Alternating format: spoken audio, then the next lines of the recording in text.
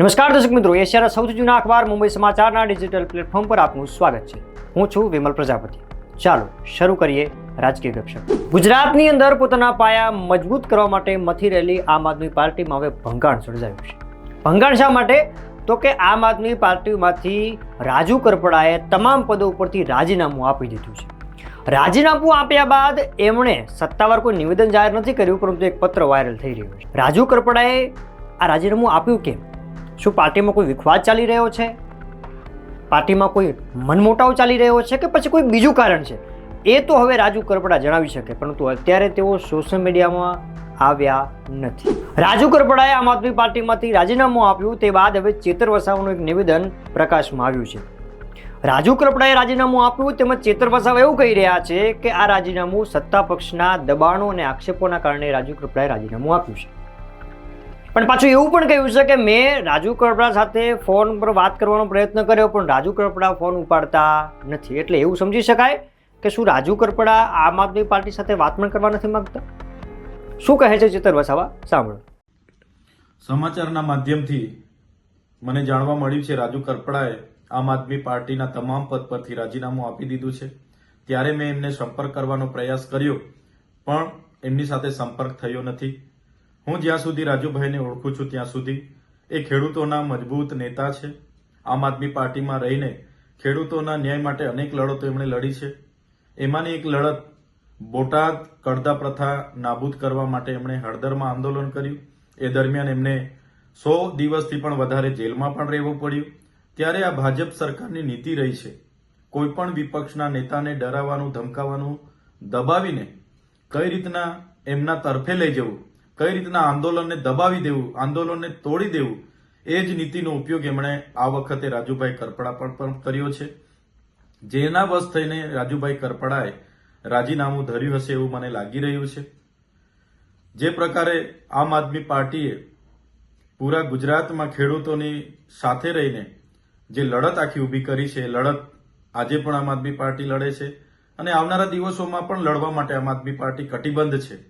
ગુજરાતની જનતા માટે હર હંમેશ આમ આદમી પાર્ટીના કાર્યકર તરીકે અમે સૌ ગુજરાતની જનતાના ન્યાય માટે હર હંમેશ લડતા રહીશું. પંચમહાલની એક દીકરીએ ભાજપના પ્રદેશ પ્રમુખ જગદીશ વિશ્વકર્મા સામે પીએમ મોદીના વખાણ કર્યા છે. હવે આ વખાણ સાંભળીને પ્રદેશ અધ્યક્ષ એકદમ સ્તબ્ધ થઈ ગયા છે. જુઓ આ વિડીયો. तू बोले थे साहब ने कैसे मैं और मेरा समृद्ध भारत अक्सर ये बातें करते हैं.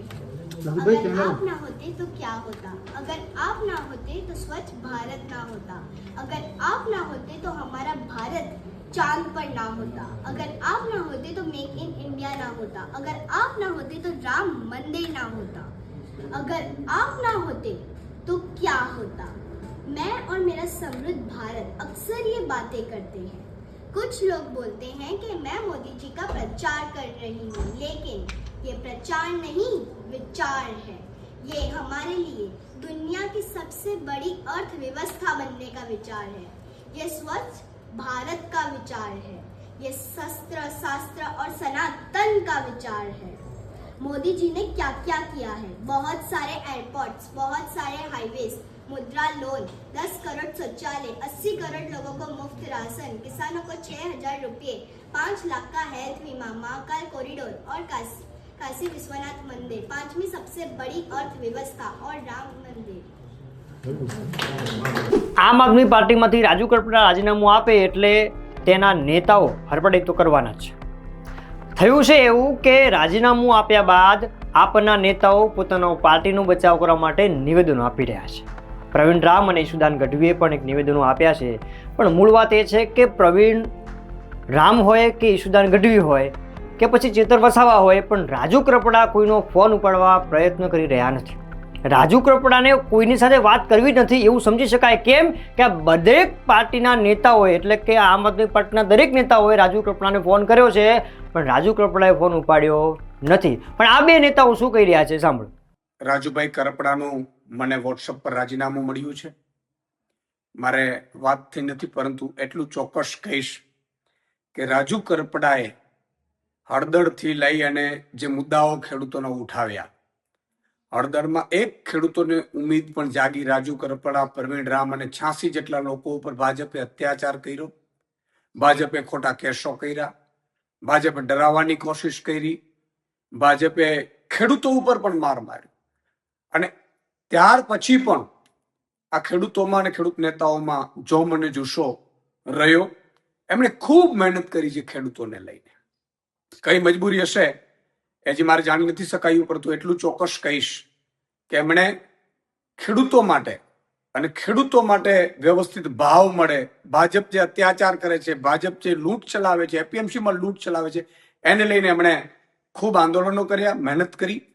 અને એટલે ખેડૂતો અને આમ આદમી પાર્ટી હંમેશા રાજુભાઈને ખૂબ સમર્થન પણ રહ્યું, ખેડૂતોનું પણ સમર્થન રહ્યું. માં રાજુભાઈ કરપડાના રાજીનામાના સમાચાર સાંભળીને હું વ્યક્તિગત રીતે ખૂબ દુઃખી છું.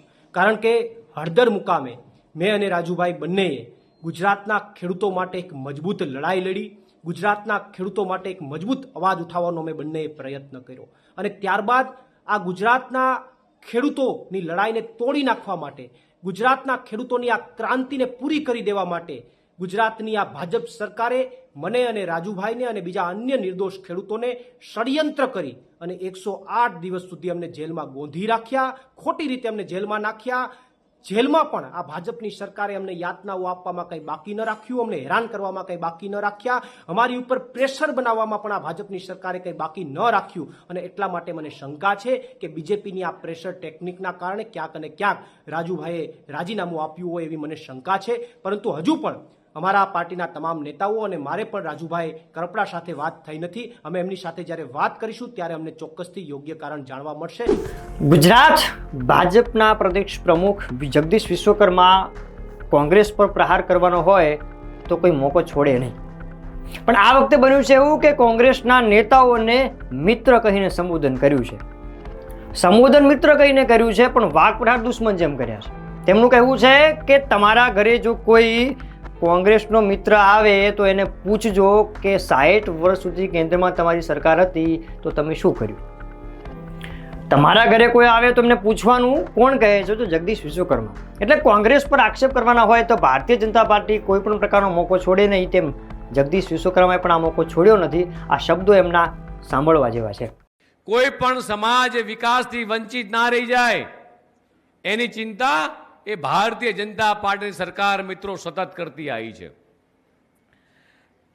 તમને ખાલી એટલું જ પૂછવાનું મન થાય કે કોંગ્રેસના મિત્રો કદાચ તમારા દ્વાર ઉપર ભૂલે ચૂકે આવી જાય તો એક વખત પૂછજો કે 60 વર્ષ સુધી તમે દિલ્હીમાં રાજ કર્યું, તમે ભારતની જનતા માટે કે મારા ભોળા આદિવાસી ભાઈ બહેનો માટે કે અન્ય પ્રજા માટે તમે શું કામ કર્યા? માત્ર ને માત્ર છેતરવાના કામ, માત્ર ને માત્ર ભરમાવાના કામ, ખોટી યાત્રાઓ કાઢવી, મોટા મોટા ભાષણ કરવા અને વિકાસના નામે સરવાળો મારો તો 0 મિત્રો. 2004 ની અંદર ભારત રત્ન અટલ બિહારી વાજપેયીની સરકારે આખા દેશના આદિવાસી ભાઈઓ બહેનો માટે આખું અલગ મંત્રાલયની સ્થાપના મિત્રો 2004માં એ વખતે અટલ બિહારી વાજપેયીએ કરી હતી. અને કોંગ્રેસે માત્ર ને માત્ર એ વોટ બેંક તરીકે આ ભોળી પ્રજાનો ઉપયોગ કર્યો હતો મિત્રો. અત્યારે બસ આટલું જ. નવા રાજકીય વિવાદ સાથે, નવી રાજકીય ગપશપ સાથે કાલે મળીશું. ત્યાં સુધી મુંબઈ સમાચારની દરેક યુટ્યુબ ચેનલને લાઇક કરો, શેર કરો, સબસ્ક્રાઇબ કરો. આ સાથે જ મુંબઈ સમાચારના તમામ સોશિયલ મીડિયા પ્લેટફોર્મને લાઇક કરવાનું, શેર કરવાનું અને કમેન્ટ કરવાનું ના ભૂલતા. નમસ્કાર.